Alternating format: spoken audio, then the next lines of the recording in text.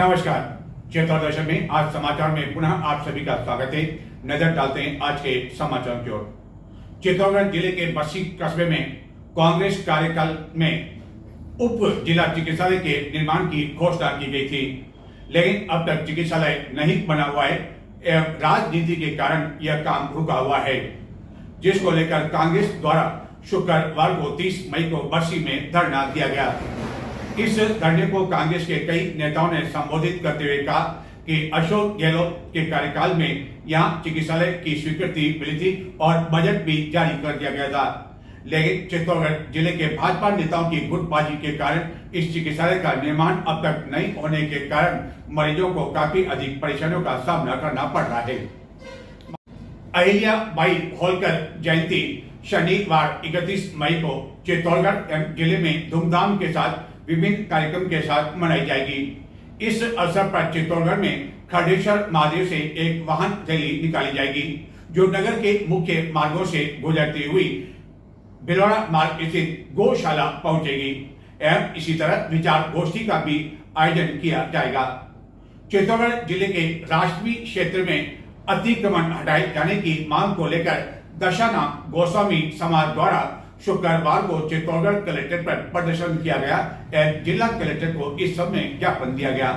ज्ञापन में कहा गया कि गत कई समय से अवैध रूप से अतिक्रमण लोगों द्वारा किया जा रहा है और अभी भी यह सिलसिला रुका हुआ नहीं है, जिसके कारण यहाँ कब्जा हटाए जाने की मांग की गई।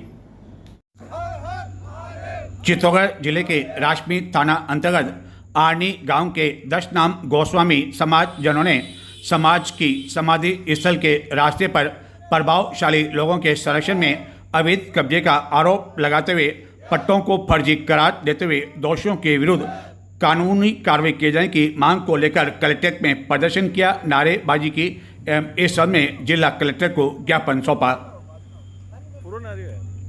आर्नी द्वारा श्रीमान जिला कलेक्टर महोदय चित्तौड़गढ़ और एसपी साहब को एक ज्ञापन दिया गया, जिसमें हमारे गांव की 10 नाम गोस्वामी समाज की जो ज़मीन है, जो शंकरकट्टा के नाम से है, वो ज़मीन 46/452 खसरा नंबर है, 58.27 हेक्टेयर की ज़मीन है। उस ज़मीन में हमारे पूर्व सरपंच रोडलाल सुथार और सीमा सुथार अवैध रूप से फर्जी पट्टे जारी कर उस ज़मीन को खुर्द-बुर्द कर रहे हैं, जिसके लिए हमने तहसीलदार साहब को ज्ञापन दिया, पूर्व में एसडीएम साहब रासमी को ज्ञापन दिया। आज जिला कलेक्टर महोदय और एसपी साहब को ज्ञापन देने आए हैं कि हमारी ज़मीन को खुर्द-बुर्द होने से बचाए और दोषी व्यक्तियों के खिलाफ कार्रवाई की जाए। जय दशनाम, जय हिंद। भोपाल सागर में पहली बार कोई मुख्यमंत्री आ रहा है और पूरे क्षेत्र के लिए यह खुशी की बात है, क्योंकि भाजपा जब विकास कराती है तो मंत्री भी आते हैं, मुख्यमंत्री भी आते हैं और इसी कारण भोपाल सागर में पहली बार कोई मुख्यमंत्री आ रहा है। यह पूरे क्षेत्र के लिए खुशी की बात है, गर्व की बात है। यह हम नहीं कह रहे, बल्कि यह कहना था भोपाल सागर क्षेत्र के भाजपा नेताओं का, कपासन उपखंड क्षेत्र के भाजपा नेताओं का। जब मुख्यमंत्री भजन लाल शर्मा चित्तौड़गढ़ जिले के भोपाल सदर कस्बे में आए तो उससे पहले जोर शोर से यह प्रचार किया गया। यही नहीं, मुख्यमंत्री की मौजूदगी में सभा में भी भाजपा नेताओं द्वारा यह बात कही गई कि पहली बार कोई मुख्यमंत्री भोपाल सागर आया है, लेकिन यह जानकारी गलत दी गई। दरअसल जब अशोक गहलोत मुख्यमंत्री थे तो उस समय वर्ष 2012 में वह यहाँ पर आ चुके हैं और उन्होंने एक निर्माण केंद्र का लोकार्पण भी किया था, यानी कि भाजपा नेताओं द्वारा जो प्रचार किया गया वह प्रमुख प्रचार किया गया। कि वीर शिरोमणि महाराणा प्रताप की जयंती और जयंती के अवसर पर प्रातः स्मरणीय वीर शिरोमणि महाराणा प्रताप की एक विशाल प्रतिमा का अनावरण और साथ में प्रहलाद भाई और राणा पूंजा की प्रतिमा के अनावरण, ऐसे मौके पर आप पहली बार भोपाल सागर आए हैं। एक बार जोरदार करतब ध्वनि से आदरणीय मुख्यमंत्री जी का अभिनंदन करें कि आप क्षेत्र की जनता आभार तो आपका इस बात का प्रकट करती है कि आप इस गौरवशाली कार्यक्रम में, गरिमामय कार्यक्रम में आए हैं, लेकिन आभार इसलिए भी प्रकट करती है कि पहली बार कोई मुख्यमंत्री भोपाल सागर आए हैं। आज जो विशाल प्रतिमा का अनावरण मुख्यमंत्री भजनलाल शर्मा की भोपाल सागर यात्रा के दौरान मुख्यमंत्री की मौजूदगी में एवं इससे पहले भी यह प्रचार किया गया कि कोई भी मुख्यमंत्री पहली बार भोपाल सागर आ रहा है, लेकिन 16 दिसंबर 2012 को अशोक गहलोत जब मुख्यमंत्री थे तो उन्होंने भोपाल सागर में एक सेवा केंद्र का लोकार्पण। अशोक गहलोत ने अपने मुख्यमंत्री कार्यकाल के दौरान भोपाल सागर में भारत निर्माण राजीव गांधी सेवा केंद्र का लोकार्पण किया था एवं एक सभा को भी उन्होंने भोपाल सागर में संबोधित किया था। जबकि भाजपा नेताओं द्वारा यह प्रचार किया गया कि कोई भी मुख्यमंत्री पहली बार भोपाल सागर आ रहा है और सभा के दौरान भी सांसद सीपी जोशी द्वारा यह बात कही गई।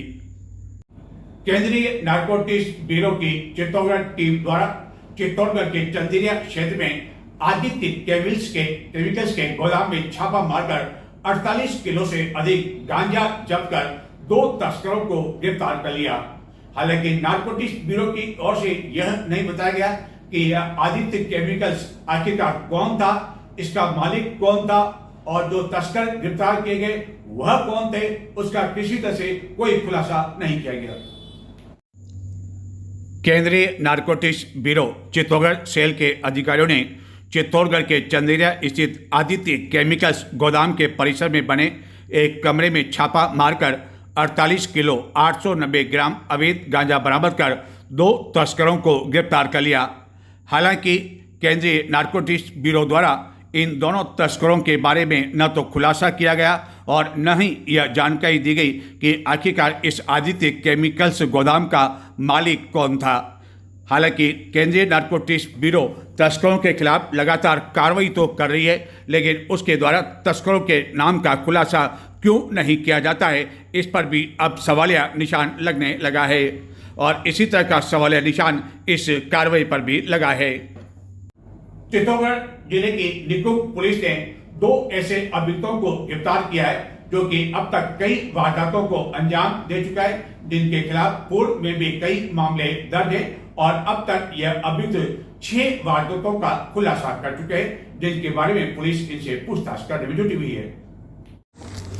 चित्तौड़गढ़ जिले की निकुंभ थाना पुलिस ने बड़ी सादड़ी, मंगलवार, मनपिया थानों की लूट तथा चोरी की लगभग 6 वारदातों का खुलासा करते हुए मोंगिया एवं बावरी गैंग के 2 आरोपियों को गिरफ्तार कर उनके कब्जे से चोरी की 2 मोटरसाइकिल भी बरामद की है। गिरफ्तार किए गए अभियुक्तों के नाम भैरूलाल मोगिया जो कि बड़ी सादड़ी थाना क्षेत्र का निवासी है एवं विशाल मोगिया जो कि निकुंभ थाना क्षेत्र का निवासी है, दोनों को गिरफ्तार किया गया है एवं इनके खिलाफ पूर्व में भी विभिन्न थानों में कई प्रकरण दर्ज है। पुलिस इनसे इनके अन्य साथियों के बारे में भी पूछताछ कर रही है एवं अन्य वारदातों का खुलासा भी पुलिस ने किए जाने की संभावना से इनकार नहीं किया है। हालांकि इस गैंग में शामिल एक फरार मुख्य सरगना कंवर लाल की तलाश की जा रही है, जबकि गिरफ्तार भैरू लाल के खिलाफ मंदिर चोरी एवं लूट के 3 मामले दर्ज हैं। लगभग 16 वर्षों बाद देश में मानसून ने समय से पहले दस्तक दी है और इस कारण इस वर्ष केरल में मानसून समय से पहले आएगा, जिसके कारण राजस्थान में भी समय से पहले मानसून आएगा। लोगों को गर्मी से बहुत जल्दी राहत मिलेगी। मई का महीना समाप्त हो चुका है, लेकिन चित्तौड़गढ़ नगर परिषद की नींद अभी तक खुली नहीं है। चित्तौड़गढ़ में स्थित प्रमुख नालों की सफाई का कार्य जब मानसून का आगाज होता है तो उसे 1 महीने पहले शुरू हो जाता है, लेकिन हालत यह है कि चित्तौड़गढ़ के सभी नाले गंदगी से भरे हुए हैं और ऐसी स्थिति में मानसून समय से पहले आ रहा है तो इन नालों का क्या होगा? क्या इसका खामियाजा लोगों को भुगतना पड़ेगा या नगर परिषद को इंतजार है कि पहले मानसून आ जाए, उसके बाद वह इन नालों की सफाई का काम करने के लिए कदम उठाए?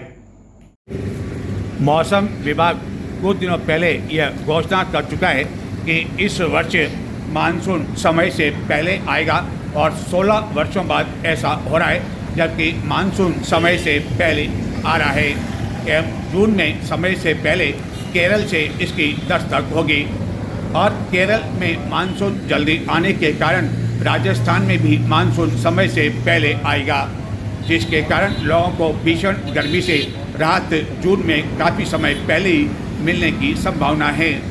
लेकिन इसके बावजूद चित्तौड़गढ़ के प्रमुख नालों का यह हाल है कि सभी नाले कचरे से भरे पड़े हुए हैं। कई नाले तो ऐसे हैं जो कि प्रमुख नालों में से गिने जाते हैं और शहर की विभिन्न नालियों एवं अन्य नालों का पानी इन बड़े नालों में मिलता है। लेकिन अब तक इन नालों की सफाई का काम भी नगर परिषद द्वारा प्रारंभ नहीं करवाया गया है, जबकि अमूमन ऐसे नालों की सफाई का काम मानसून से 1 महीने पहले ठेके पर प्रारंभ करवा दिया जाता है। लेकिन हालत यह है कि अधिकांश नाले कचरे से भरे हुए हैं। कुछ नालों में तो बड़े बड़े पेड़ भी लग गए हैं। ऐसी स्थिति में अब सवाल निशान यह लगाया जा रहा है कि मानसून समय से पहले आ रहा है तो आखिरकार इन नालों में जो उफान आएगा पानी का, उसके लिए जिम्मेदार कौन होगा? क्या नगर परिषद इस बात का इंतज़ार कर रही है कि पहले मानसून आ जाए उसके बाद नालों की सफाई का काम करवा लेंगे? आखिरकार जल्दी क्या है? या नगर परिषद को ये ध्यान भी नहीं है कि मानसून का समय आ चुका है और गर्मी की विदाई जून में होने वाली है?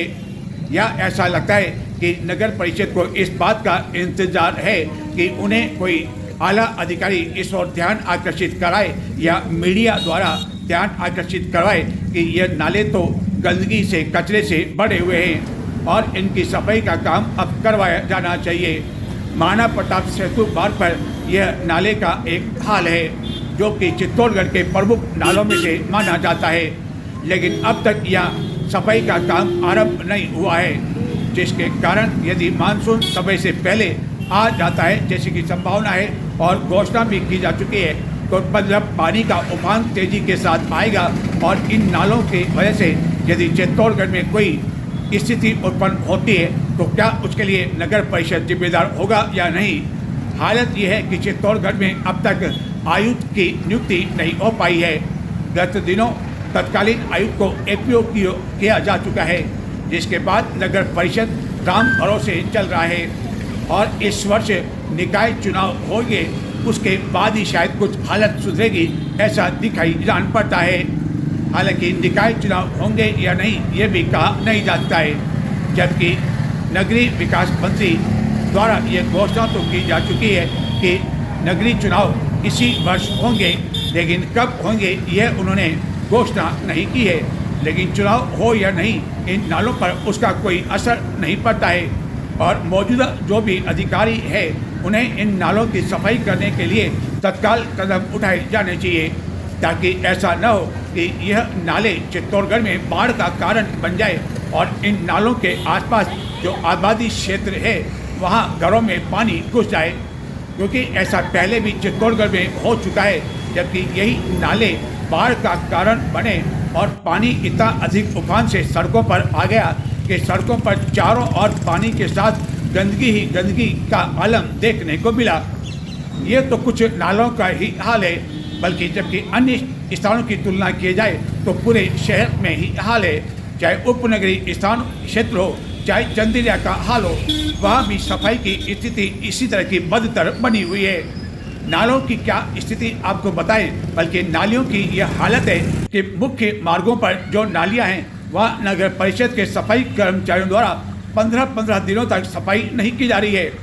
कुछ गली मोहल्ले तो ऐसे हैं जहाँ के लोगों का कहना है कि 15-20 दिन तक सफाई कर्मचारी उनके मोहल्ले में नहीं आ रहे हैं, लेकिन कोई भी जांच करने वाला नहीं है कि आखिरकार इस मोहल्ले के जो सफाई कर्मचारी है वह इतने दिनों तक क्यों नहीं आ पा रहे हैं। क्या जो क्षेत्र के जमादार हैं उनसे उन्होंने कथित रूप से कोई साठगांठ कर रखी है या और कोई कारण है?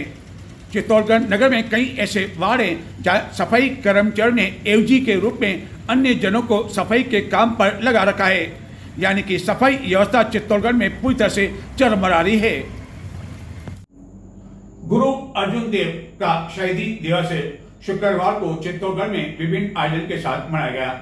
इस अवसर पर प्रतापनगर स्थित सिख गुरुद्वारा में शबद कीर्तन लंगर का आयोजन किया गया, जिसके पश्चात कलेक्ट्रेट कलजी चौराहे पर शरबत पान का आयोजन किया गया एवं राहगीरों के साथ साथ वाहन चालकों को भी रोककर शरबत पान पिलाया गया। हिंदू धर्म और भारत की रक्षा के लिए यूं तो अनेक वीरों एवं महान आत्माओं ने अपने प्राण अर्पण किए हैं, लेकिन उनमें भी सिख गुरुओं के बलिदान का उदाहरण मिलना कठिन है। 5वें गुरु अर्जुन देव ने जिस प्रकार आत्मा प्रण किया, उससे हिंदू समाज में अतीव जागृति का संचार हुआ। जहांगीर के आदेश पर 30 मई 1606 ईस्वी को गुरु अर्जुन देव को लाहौर में भीषण गर्मी के दौरान यासाव सियासत कानून के तहत लोहे के गर्म तवे पर बिठाकर शहीद कर दिया गया। यासा व सियासत के अनुसार किसी व्यक्ति का रक्त धरती पर गिराए बिना उसे यातना देकर शहीद कर दिया जाता था। गुरु अर्जुन देव के शीश पर गरम गरम रेत डालने पर भी जब उनका शरीर बुरी तरह से जल गया तो उन्हें ठंडे पानी वाले रावी नदी में अर्धमूर्छित अवस्था में नहाने के लिए भेजा गया, जहां गुरु अर्जुन देव का शरीर रावी में विलुप्त हो गया एवं उनके बलिदान दिवस को शहीदी दिवस के रूप में भी मनाया जाता है। चित्तौड़गढ़ स्थित गुरुद्वारा में इस अवसर पर शबद कीर्तन एवं लंगर के पश्चात कलेटी चौराहे पर शरबत पान का आयोजन किया गया एवं राहगीरों के साथ ही वाहन चालकों की प्यास बुझाई गई। गुरु अर्जुन देव के बारे में यह भी कहा जाता है कि उन्हें जितनी यातनाएं दी गई शायद किसी को भी नहीं दी गई, लेकिन इसके बावजूद उन्होंने इन यातनाओं को हंसते हंसते सहन किया एवं कई जने उनके बचाव में भी आए थे, लेकिन उन्होंने सभी को इनकार कर दिया। गुरु अर्जुन देव जी, जिनको तवी के ऊपर बिठा के शहीद किया गया था, उनको जबरन धर्म के लिए बोला गया था कि आप इस्लाम धर्म आ जाइए, नहीं तो आपको तवी बिठा के शहीद किया जाएगा। तो उनको जलते हुए तवे को बिठा के शहीद किया गया। इसी ने मतलब सबको ठंडा पानी पिला के उनकी ठंडाई के लिए ये दिन यहाँ मनाते हैं। जो गुरु अर्जुन देव जी का शहीदी दिवस यहाँ मनाते हैं। गुरुद्वारे में सुबह से त्योहार आ रहा हूँ मैं, जिसके अंदर लंगर भी हुआ, अटूट लंगर हुआ है, शबद कीर्तन हुआ है, प्लेट पाठ की समाप्ति हुई है। उसके बाद यहाँ कलेक्टर में छब्बीस लगेगी संजय शरबत की, जो कि किसी भी गर्मी के अंदर ठंडी जाती है। और 40 दिन से गुरुद्वारे के अंदर सुखमनी साहब के पाठ चल रहे हैं। इसका समाप्त नजर डालते हैं कुछ और समाचारों की ओर, लेकिन संक्षिप्त में देखते रहे चित्तौड़ दशम। यह है मूल रूप से इंदौर में जन्मी खुशबू सुखवाल, जिसका बचपन ही अभिनय क्षेत्र में जाने का सपना रहा और विवाह करने के पश्चात वह चित्तौड़गढ़ में निवास करने लगी, लेकिन अभिनय का जो शौक था वह लगातार जारी रहा। उमराव थारी बोली प्यारी नाम से जारी इस एल्बम में यह गीत राजस्थानी संस्कृति और प्रेम की अमर कहानी को बयां करता है। ऋषि सिंह सिसोदिया निर्देशित इस गीत में स्वर्णा तिवारी ने अपनी आवाज दी है। आज के समाचार अब मुझे आगे दें। नमस्कार।